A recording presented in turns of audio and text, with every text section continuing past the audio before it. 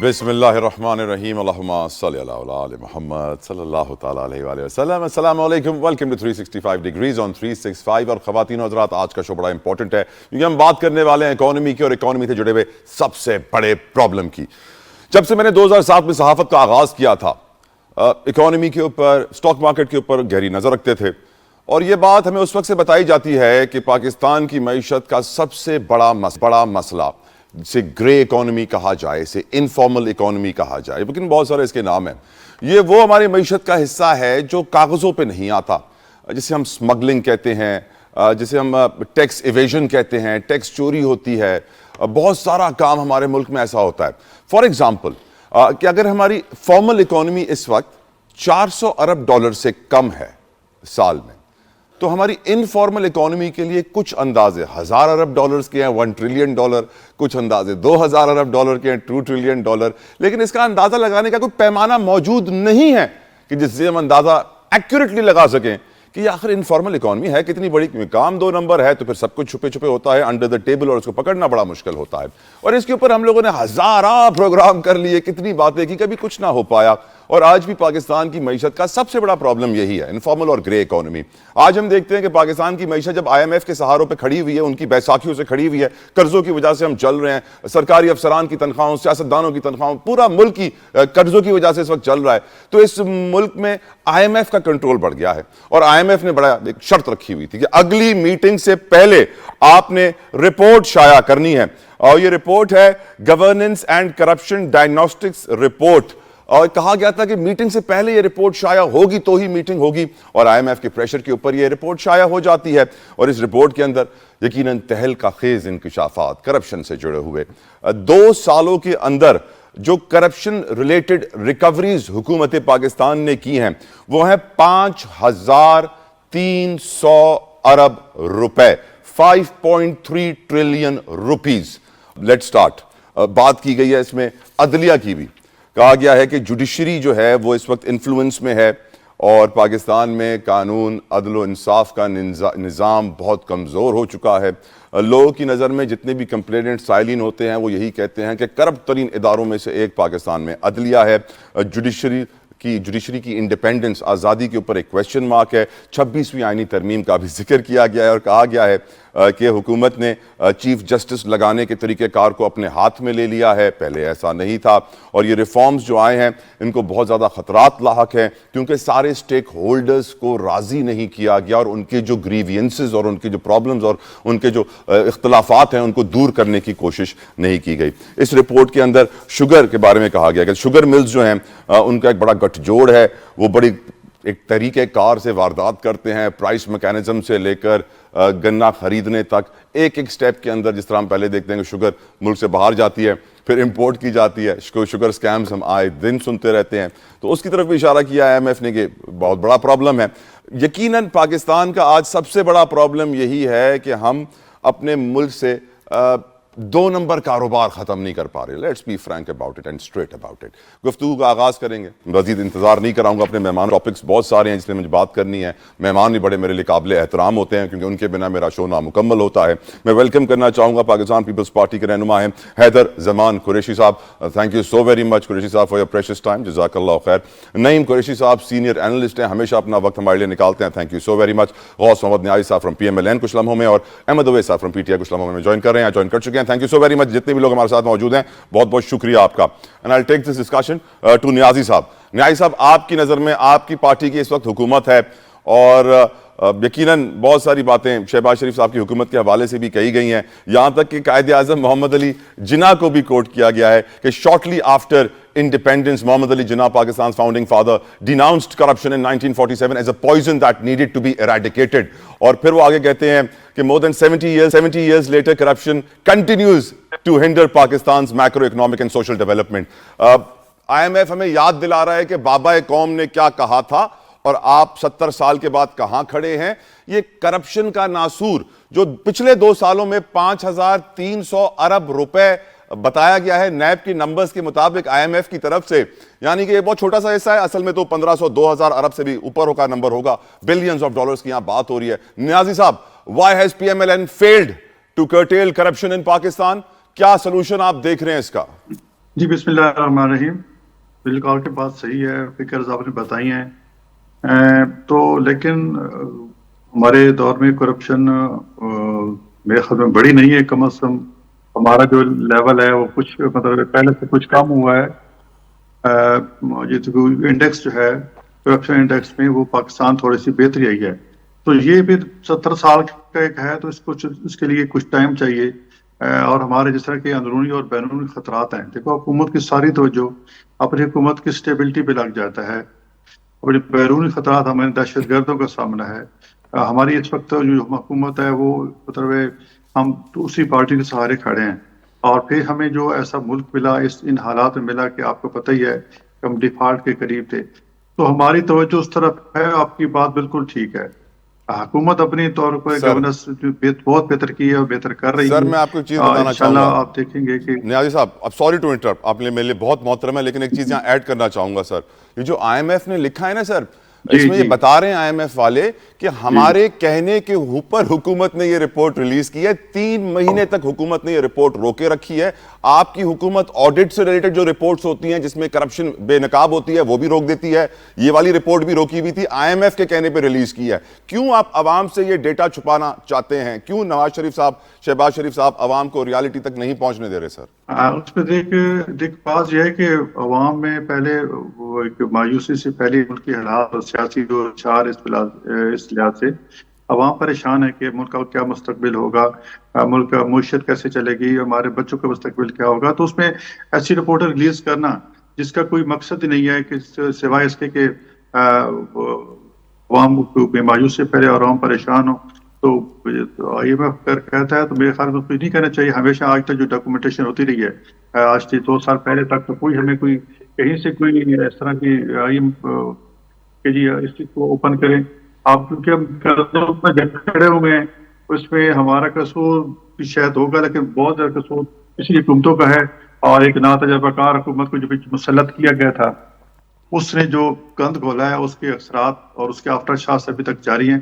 تو لیکن آپ نے انشاءاللہ آنیسٹ اس جواب حکومت دیا کو نیازی صاحب، آپ نے بڑا آنیسٹ جواب دیا، and I respect you for this, کہ آپ ہمیشہ سچ کا ساتھ دیتے ہیں. آپ نے کہا ملک میں سیاسی عدم استحکام کی وجہ سے جو مایوسی ہے وہ مزید نہ پھیلے، اس لیے حکومت ایسے ڈیٹا کو ریلیز نہیں کرتی ہے. لیکن جمہوریت کا حسن بھی ایسے ڈیٹا میں ہی ہوتا ہے. I'll take this discussion further to Qureshi صاحب. میرے ساتھ نعیم قریشی صاحب بھی ہیں، حیدر زمان قریشی صاحب بھی ہیں، تو اس لیے پہلے نعیم قریشی صاحب آپ کی طرف آ رہا ہوں. آپ کی نظر میں آئی ایم ایف نے یہ ڈیٹا ریلیز کرانے پہ اصرار کیوں کیا؟ اور حکومت جو بات کی ہمارے نیازی صاحب نے کہ مایوسی مزید نہ پھیلے، اس لیے حکومت ایسا ڈیٹا اور ایسی رپورٹس باہر نہیں شائع کرتی پبلک کے لیے. کیا جمہوریت میں ایسا ہونا چاہیے؟ نعیم قریشی صاحب. بہت شکریہ جتوئی صاحب. دیکھیے، ایک تو ہمارے دوست مسلم لیگ کے جو یہاں نمائندے ہیں نیازی صاحب، ان کے پاس کوئی ایکسکیوز نہیں ہے. ان کی زبان لڑکھڑا رہی ہے، ان کے پاس ان باتوں کا کوئی جواب نہیں. آپ آئی ایم ایف کی رپورٹ کی بات کر رہے ہیں کہ اس سے عوام میں مایوسی پھیل جائے گی. حکومتیں اس طرح نہیں چلا کرتی. من حیث القوم ہمارے لیے ایک انتہائی شرمناک رپورٹ ہے آئی ایم ایف کی. حکومت نے صرف یہی رپورٹ نہیں دبانے کی کوشش کی. آپ کو یاد ہوگا کہ یورپی یونین کی انتخابات سے 2024 کے انتخابات سے متعلق رپورٹ بھی حکومت نے دبائی ہوئی تھی، اور ان کے بہت پریشرائز کرنے پر حکومت نے وہ رپورٹ جاری کی تھی. حکومت ایسی کوئی چیز عوام کے علم میں لانا نہیں چاہتی جو سچائی پر مشتمل ہو، جو سچائی پر مبنی ہو، تاکہ حکومت جو اپنا جھوٹا بیانیہ چلا رہی ہے معیشت کے حوالے سے وہ چلتا رہے. دیکھیے، یہ رپورٹ اس اعتبار سے ہمارے قوم کے لیے شرمناک ہے، انتہائی افسوسناک ہے. آپ دیکھیں کہ کس قدر تھورو اسٹڈی ہے آئی ایم ایف کی. میں اکنامکس کا طالب علم ہوں. میرا کہنا یہ ہے کہ یہ ساری وہ گفتگو اس وقت آئی ایم ایف کی رپورٹ میں ہے جو ہم اس چینل پہ مسلسل کرتے رہے. جب ہم بتاتے رہے کہ ہماری اکانومی جو ہے وہ بالکل ختم ہو کے رہ گئی ہے. ہم جب کہتے رہے کہ سیاسی عدم استحکام ہے. ہم کہتے رہے کہ جب تک آپ پارلیمنٹ کو عضو معطل بنا کے رکھیں گے، آپ کی معیشت نہ آگے بڑھے گی اور نہ سیاسی طور پہ اسٹیبلٹی آئے گی. آپ دیکھیے آج آئی ایم ایف کی رپورٹ میں کیا لکھا ہے. آج ہماری معیشت کہاں کھڑی ہے. آج وہ کہہ رہے ہیں کہ 5 سال بعد اگر ہم کرپشن بند کر دیں تو 5 साल के बाद 6% पे चली जाएगी। तो इमरान खान साहब जब 6% पे नहीं चली जाएगी सर, 5 से 6.5% का इजाफा होगा।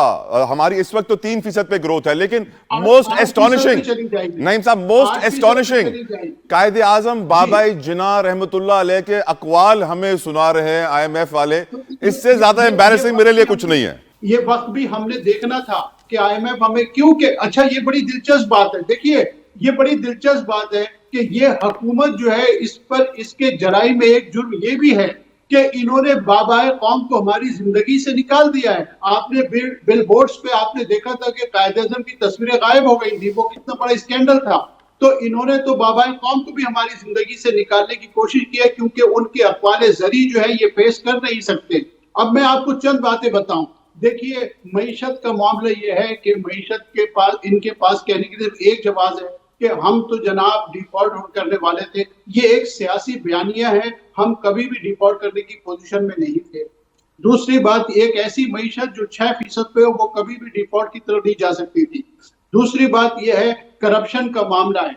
आप देखें बहुत सारे यूट्यूबर्स ये कहते हैं कि इस वक्त लूट मार का ये आलम है, लगता है कि इनकी कभी आइंदा हुकूमत बनने वाली नहीं है, और ये हुकूमत इस वक्त समेटने में लगी हुई है। वो इशराफिया जो इसकी सरपरस्ती कर रही है इस हुकूमत की, वो और ये हुकूमत के लोग जिस तरह करप्शन में सर से पैर तक मुलव्विस हैं, जिसमें शुगर स्कैंडल सबसे बड़ा है जिसकी उन्होंने मिसाल दी है। दूसरी बात यह है कि SIFC का मामला है। जब कभी हमने SIFC पे बात करने की कोशिश की तो हमेशा हमें रोका जाता रहा। बिल्कुल ठीक sir, let me move forward. दूसरे मेहमान इंतजार करें। I am so sorry to interrupt. Ahmad Awais साहब, आपसे पूछना चाहूंगा कि IMF के प्रेशर पे जो करप्शन की रिपोर्ट रिलीज हुई है, जिसमें यह कहा जा रहा है कि हमारा GDP ग्रोथ रेट 5 से 6.5% मजीद बढ़ जाएगा, इस वक्त 3% पे है। अगर हम करप्शन पे कंट्रोल कर लें, आपकी नजर में ये रिपोर्ट जिसमें जुडिशरी का भी जिक्र है, शुगर मिल्स का भी जिक्र है, 26th अमेंडमेंट का भी जिक्र है, 186 पेज की रिपोर्ट है, हमारी कौम के मुस्तकबिल के लिए कितनी जरूरी है, और क्यों हुक्मरान इसको छुपाते हैं? क्योंकि कहा गया इसमें कि 3 महीने से तैयार थी, हुकूमत रिलीज नहीं कर रही थी। अहमद अवैस साहब।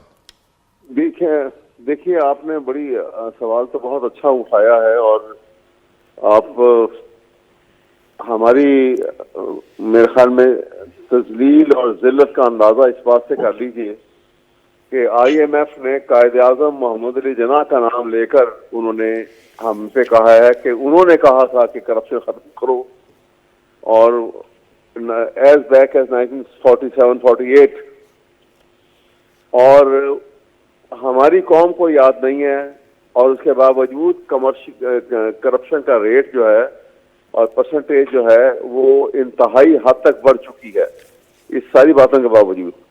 और IMF को ये कहना पड़ा कि कुछ तो ख्याल करो कि तुम्हारा बाबाई कौम ने क्या कहा है तुम्हारे मुताबिक।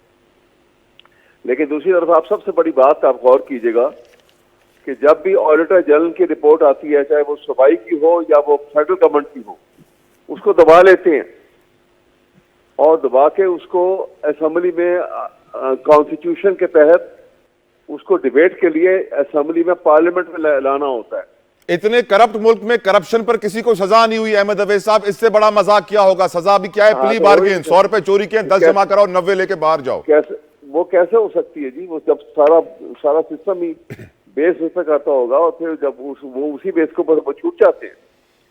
आप देखें ना, बिल्कुल आपने दुरुस्त फरमाया, लेकिन हमारे मुल्क का हाल क्या हो गया। और आप एक बात मैं यहाँ पे आपको कहूंगा जो आप मवाजने के लिए जी, जिन ममालिक तरक्की पजीर कंट्रीज के अंदर जिन ममालिक ने जो है एक्सेल करके आज वो तरक्की याफ्ता ममालिक में शामिल हो रहे हैं और इकॉनमी उनकी बड़ी बूमिंग इकॉनमी है।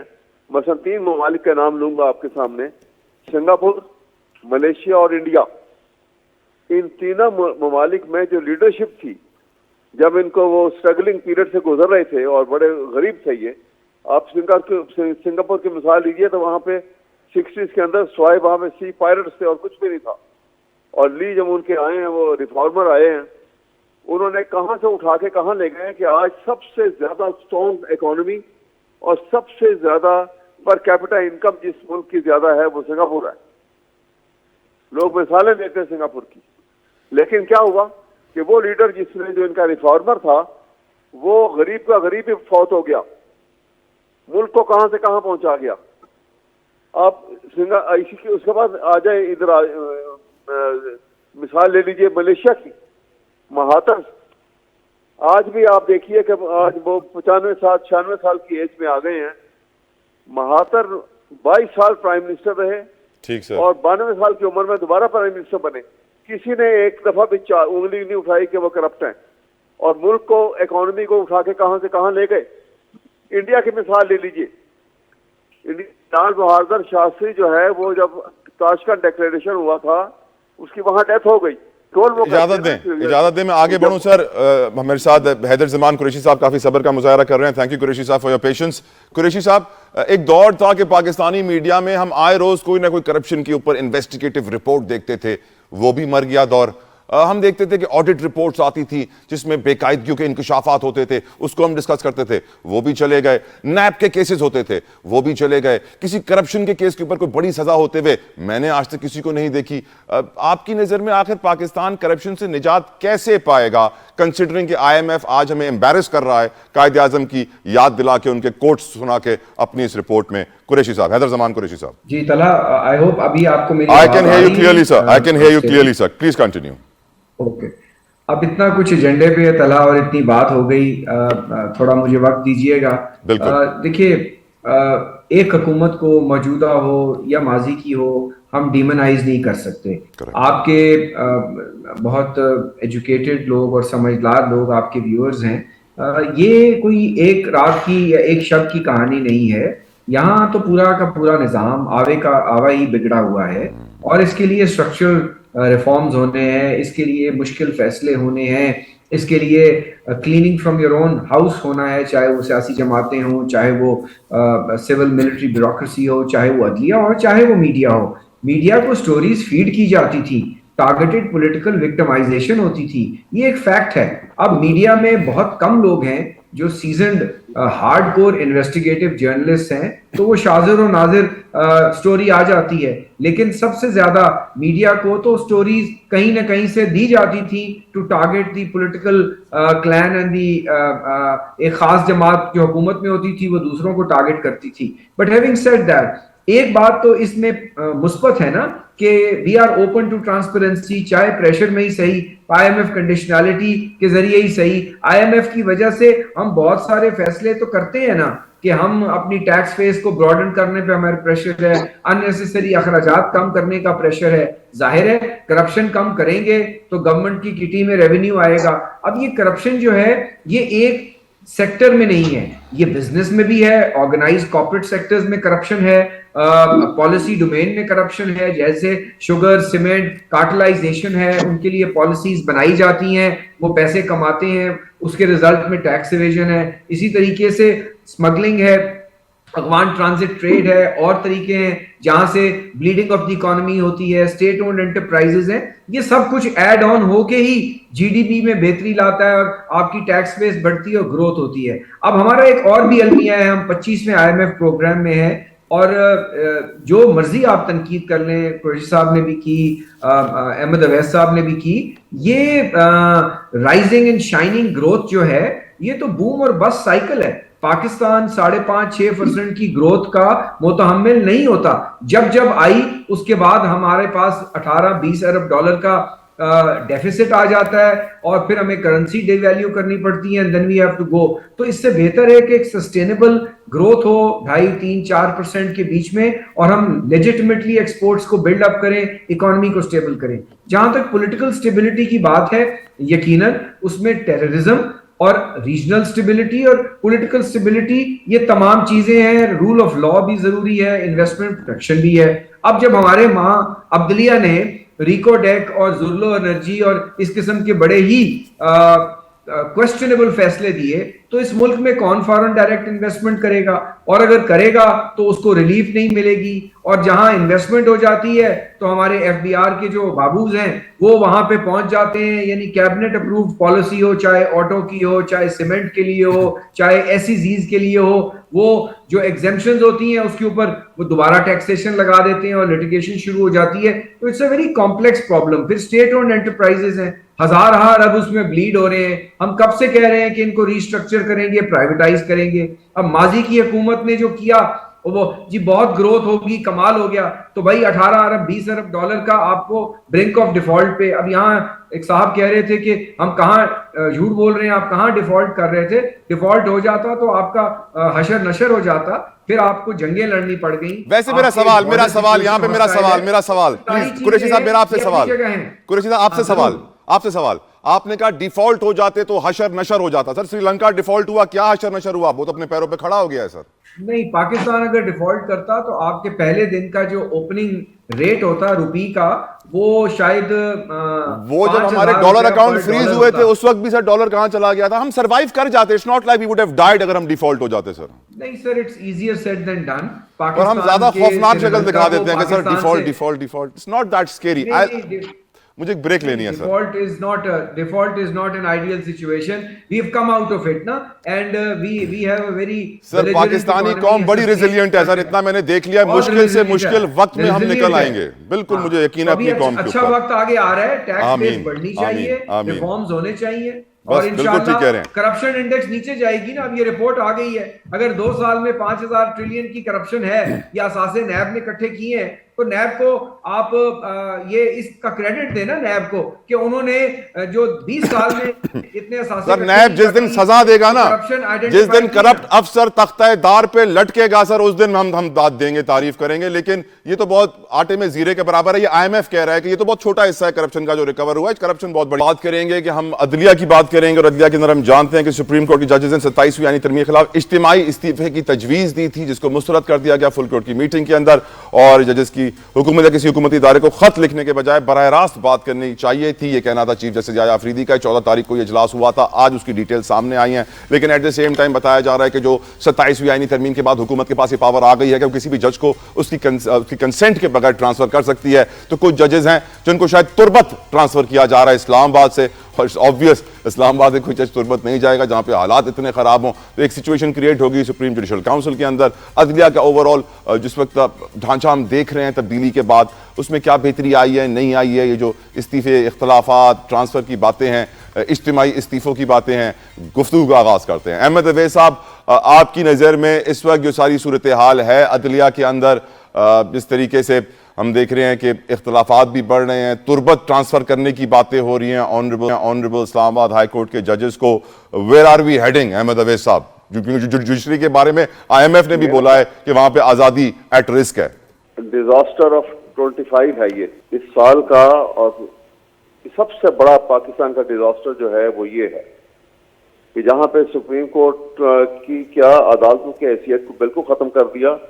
سپریم کورٹ کی حیثیت کا عالم یہ ہے کہ آج 1 ہفتہ ہو گیا لاہور میں سپریم کورٹ کی رجسٹری میں کوئی کیس کو درج نہیں کرتے ہیں, نیا کیس داخل کرتے ہیں تو وہ کہہ رہے ہیں جی ہمیں انسٹرکشن ہی نہیں ہے کہ یہ کیس پتہ نہیں کہاں جانا ہے.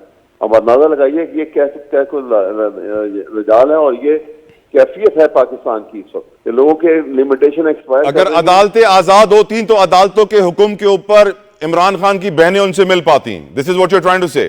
میں یہ بھی کہہ رہا ہوں, اور اس کے بعد عدالتیں آزاد ہوتی ہیں تو وہ بار بار وہ عدالت حکم دے رہی ہے کہ جا کے یہ چیف منسٹر جو ہے KPK کے جا کے مل لیں عمران خان کو, اور اس کے باوجود وہ جیل کا سپرنٹ جو ہے وہ اتنا پاورفل ہے کہ چیف جسٹس کا یا عدالت کے سپیریئر عدالت کے حکم کو بھی ٹینک اٹھا کر. چلیں مجھے آگے بڑھنے دیں. Haider Zaman Qureshi sahab, your view on the whole situation sir. ججز کی انڈیپینڈنس اور 26ویں اور 27ویں آرمی ترمیم کا کوئی ریلیونس ہی نہیں ہے, اور یہ جو ڈیبیٹ ہو رہی ہے یہ ایک بالکل امیوزنگ ڈیبیٹ ہے, اور بہت ساری جگہوں پہ ہو رہی ہے کہ ان کی امپارشیلٹی, ان کی جس جج کو اپنی ٹرانسفر کا خدشہ ہو اس جج کو تو شاید بینچ پہ ہونا ہی نہیں چاہیے. اور اگر فوج کے افسران, اگر سول بیوروکریسی, اگر پرائیویٹ سیکٹر میں سب لوگ جو ہیں اسی ڈر پہ اور اسی نخرے پہ پبلک سروس میں آئیں کہ ہماری ٹرانسفر ہو جائے گی اور ہم تربت میں نہیں, کیوں تربت میں پاکستان کے لوگ نہیں رہتے, ان کو انصاف نہیں چاہیے؟ یعنی ان کے لیے سر وہاں کے حالات ایسے ہیں سر, آپ بھی نہیں جانا چاہیں گے سر, وہاں کے حالات ایسے ہیں آپ بھی نہیں جانا چاہیں گے. اس کی نہیں, حالات کی بات نہیں ہے سر, آخر وہاں پہ لوگ بھی تو ہیں نا, جو زندہ رہ رہے ہیں وہ کام کر رہے ہیں, چاہے وہ بیوروکریسی میں ہوں گے. حالات تو ریلیٹیو ٹرم ہے نا, حالات تو گلیشیئرز پہ بھی حالات, یا گلگت بلتستان کے اندر بھی حالات ویدر وائز ایکیوٹ ہوتے ہیں, تو حالات کو چھوڑ دیں. میں ایک جنرل بات کر رہا ہوں کہ اگر سب لوگ اپنے جاب ڈسکرپشن کے مطابق کام کر سکتے ہیں, اب بات رہ جاتی ہے کہ کیا اس کو یوز کیا جائے گا یا مس یوز کیا جائے گا یا ابیوز کیا جائے گا. اس کے لیے یہ ٹرانسفر کی کلوز ہونا یا نہ ہونا از امٹیریل. کیا ماضی میں یہ ٹرانسفر کی کلوز موجود تھی؟ نہیں تھی. لیکن کہاں عدلیہ آزاد رہی؟ مجھے بتائیے کہ ایسے ایسے فیصلے ہیں جن کے اوپر جو ہے آپ بات کریں تو رونا آتا ہے, کہ جنہوں نے اکنامکلی پاکستان کو بلیڈ کیا, آئینی طور پہ آئین سے متصادم تھے. کہاں لکھا ہوا تھا کہ آپ 15 دن کے بعد ایک پولیٹیکل پارٹی جوائن کریں؟ یعنی آئین کو, ظفر علی شاہ میں آئین کی ترمیم کا اجازت نامہ دے دیا گیا. کیا وہ آئینی فیصلہ تھا؟ بہت سارے ایسے فیصلے ہیں جو واٹس ایپ کالز کے اوپر ہوئے, وہ کون سی آزاد عدلیہ ہے؟ اس کے اندر اور بہتری لے آئیں. تو ہم جوڈیشل اپوائنٹمنٹس میں گئے, 19ویں ترمیم آئی, 28ویں آئی, 18ویں آئی, 19ویں آئی, 20ویں آئی, ایک پروسیس آیا, اس کو ہم نے 26ویں میں اور بہتر کر دیا. اگر فیڈرل کانسٹیٹیوشنل کورٹ میں بہتری کی گنجائش نکلی تو اس کو اور بہتر کیا جائے گا. تو ایوالونگ پروسیس ہے, ایک چیز ابھی شروع نہیں ہوئی اور اس کو آپ ایک بنیاد بنا دیں. طلحہ آپ نے نہیں, میں I interrupt sir, I interrupt you, آپ نے بنیاد بنا دی؟ نہیں سر, آئی ایم ایف کی رپورٹ نے بنیاد بنائی ہے. آپ کے لیے ورڈز پڑھ دیتا ہوں. وہ کہتے ہیں national corruption survey consistently found that respondents viewed the judiciary as one of the most corrupt sectors together with the police and the public procurement. تو یہ میں نہیں کہہ رہا ہوں سر, پلیز ڈونٹ بلیم می. جس کو آپ نے امیوزنگ ڈیبیٹ کہا, جس کو آپ نے امیوزنگ ڈیبیٹ کہا, وہ آئی ایم ایف کر رہا ہے, میں نے. کہ ان 26ویں اور 27ویں ترامیم سے پہلے کون سی عدلیہ یا یہ جو جن اداروں کے بارے میں وہ بات کر رہے ہیں, اس وقت تو کوئی ٹرانسفر کی پروویژن نہیں تھی نا. They are corrupt to the tooth. They are stinking in corruption. چاہے لوور کورٹس ہوں, چاہے سپیریئر کورٹس ہوں, ان کے متعلق سوالات ہیں. اسی لیے تو جوڈیشل انڈیکس کے اندر پاکستان کا نمبر کیا 146ویں نمبر پہ ہے نا. جی سر, افغانستان کے قریب ہے. الاؤ می, میں آگے بڑھوں. نعیم قریشی صاحب, آپ کی رائے صورتحال پہ سر پلیز بریفلی تھوڑا سا. دراصل 26ویں اور 27ویں ترمیم کے روئے رواں چونکہ بلاول بھٹو صاحب تھے, اگر آپ کو یاد ہو تو حیدر زمان صاحب نے تو وہی گفتگو کرنی ہے. لیکن حقیقت یہ ہے کہ پاکستان میں جو بچی کچھ تھوڑی بہت آزاد عدلیہ موجود تھی, 26ویں اور 27ویں آئینی ترمیم کے ذریعے اس آزادی کو ختم کر دیا گیا. دوسری بات یہ ہے کہ ججز کی ٹرانسفر ایک عام بیوروکریٹ کی ٹرانسفر نہیں ہوتی ہے. ججز پہ کبھی بھی کسی بھی قسم کا پریشر نہیں ڈالا جاتا. لیکن یہ آپ یہ بتائیے کہ اگر یہ کلوز نہ ڈالی جاتی کہ ججز کا ٹرانسفر ان کی مرضی خلاف کہیں بھی کیا جا سکتا ہے, تو اس سے کیا فرق پڑ رہا تھا؟ عدلیہ کو کیا بینیفٹ ہوتا تھا یا کیا نقصان؟ اور نعیم صاحب, کیا ہی بہتر ہوتا جو کرپٹ ججز ہیں ان کے خلاف بھی کارروائی کے لیے کوئی کلوز ڈالا جاتا, جس طرح یہ ہمیں نیشنل کرپشن سروے بتا رہا ہے سر.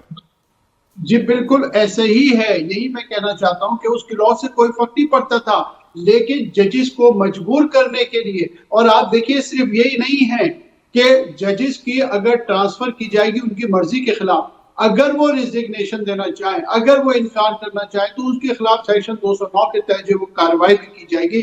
اس حد تک ججز کو جو ہے پریشرائز کرنے کی کوشش کی جا رہی ہے. اور یہ صرف اسی وجہ سے ہوا کہ اسلام آباد ہائی کورٹ کے 5-6 ججز نے جو ہے وہ علم بغاوت بلند کر دیا تھا ان کے خلاف. ان کی مرضی کے فیصلے نہیں دینا چاہتے. نعیم صاحب, I'm short on time, so sorry, میں آپ کو انٹرپٹ کر رہا ہوں, I apologize, معاف کیجئے گا پلیز. نیازی صاحب, آپ کی طرف آنا چاہتا ہوں. نیازی صاحب, میں نے نواز شریف صاحب کو دعائیں دیتے ہوئے سنا ہے, ثاقب نثار کو, میں نے پیپلز پارٹی کو سابق چیف جسٹس کو دعائیں دیتے ہوئے دیکھا ہے کہ جن کے بڑے بڑے کارنامے تھے. سیڈلی ان تمام ترامیم کے اندر آپ لوگ کوئی ایک ترمیم ایسی نہیں ڈال سکے کہ ماضی کے کرپٹ ججوں کو ہم سزائیں دیں گے, ان کی پینشن بند کروائیں گے, موجودہ نظام کے اندر کرپٹ ججوں کو پکڑیں گے. ایسی کوئی ترمیم حکومت نے کیوں نہیں ڈالی؟ کیا وجہ ہو سکتی ہے سر؟ ایک تو جوتوئی صاحب آپ کا شکریہ کہ آپ مجھے موقع دیا. آئی اپولوجائز, ہاتھ جوڑ کے معافی سر. تو بہرحال ہم خلاف کچھ نہیں کر سکتے, ہونا چاہیے ابھی. اور پھر ججز نے اگر جس کا ہوا ہے یا جس قسم کی پرفارمنس دی ہے, آج اسی کو بھگت رہے ہیں. تو ہم تو اس جمہوری لوگ ہیں, ہم کہتے ہیں کہ خام خواہ ہم کسی جج کو سزا دیں, کل ہمیں کہیں کہ جی دیکھو جی جس نے فلاں جج کے خلاف تھا فیصلہ دیا تو اس کو سزا دی گئی. تو یہ خود جج ماشاء اللہ جتنے ہوتے ہیں 60-65 کے ہوتے ہیں, تو میچورٹی کی ایک ایج ہے, خود اپنا احتساب خود کریں اور اپنے ادارے کو ایسا شفاف بنائیں تاکہ کار کو شو کر سکے کہ ہم ایک شفاف لوگوں کو انصاف کر رہے ہیں. 26 اور 27ویں ترمیم کی بھرپور کامیابی کے بعد اب پیش خدمت ہے 28ویں آئینی ترمیم. ذرائع تصدیق کر رہے ہیں کہ اس ترمیم کے لیے کام زور و شور سے شروع ہو چکا ہے. کچھ سورسز یہ بتا رہی ہیں کہ دسمبر, کچھ سورسز یہ کہہ رہی ہیں جنوری فیبروری, لیکن آنے والی ہے بہت جلدی. اس کے حوالے سے بتایا جا رہا ہے, ایک تو پوائنٹ یہ تھا کہ بلدیاتی اداروں کے حوالے سے ایم کیو ایم نے پوائنٹ ریز کیا تھا کہ federal government directly local bodies کو فنڈز سورس کرے تاکہ ان کے لیے آسانی ہو جائے اور وہ ماتحت نہ ہو صوبائی حکومت. لیکن ایک اور بہت بڑا پوائنٹ اس میں یہ بھی ہے کہ صوبوں سے اختیارات وفاق کو دیے جانے ہیں. سورسز یہ کنفرم کر رہی ہیں بائی ہک اور بائی کروک دیے جانے ہیں. میں پہلے اس پہ گفتگو شروع کروں گا حیدر زمان قریشی صاحب سے. حیدر صاحب, آپ کی جماعت نے بڑی محنت کی تھی 18ویں ترمیم میں, آئین کو آزاد کیا تھا, صوبوں کو خود مختار کیا تھا. آج جب صوبوں سے پیسے وفاق کو دیے جائیں گے تو آپ نہیں سمجھتے ہیں کہ 18ویں ترمیم کو ریورس کیا جا رہا ہے, اور کہ یہ بھی کہہ رہے ہیں سورسز کہ بائی ہک اور بائی کروک پیپلز پارٹی کو راضی کرایا جائے گا. Your views on it sir. Talat دیکھیے, ہک اور بائی کروک سے اندازہ ہو گیا نا کہ دیر از سم desperation to undo the 18th amendment, اور اس کو ٹارگٹ کیا جا رہا ہے. آج سے نہیں کیا جا رہا, پچھلے 15 سال سے کیا جا رہا ہے. 2010 میں جب 7th NFC ایوارڈ ہوا, اور اس کے بعد ہر 5 سال بعد یہ ایوارڈ ہونا تھا, جو کہ ماضی کی حکومتوں میں نہیں ہوا. اس سبجیکٹ کو اتنے مختصر ٹائم میں ہم مکمل تو ڈسکس نہیں کر سکتے, لیکن اس کے حوالے سے جو خدشات ہیں, جو فیڈرل گورنمنٹ کے ہیں, جو پروونسز کے ہیں, اسی کو دیکھتے ہوئے نیشنل فسکل پیکٹ ہوا پچھلے سال انڈر دی IMF پروگرام, اور صوبوں نے آلریڈی 1.5 سے 2% کا پرائمری سرپلس دیا اور اگلے سال پھر دینے جا رہے ہیں. ہمیں دیکھنا یہ ہوگا کہ وفاق کی یقیناً کمپلشنز ہیں, ٹیررزم کے متعلقہ, ڈیٹ سروسنگ, ڈیفینس, یہ اخراجات بڑے ہیں, لیکن اس کے ساتھ ساتھ وفاق نے اپنا جو فسکل بیلنس ہے اس کو بھی, اور ٹیکسیشن اور ریونیو کو بہتر نہیں کیا.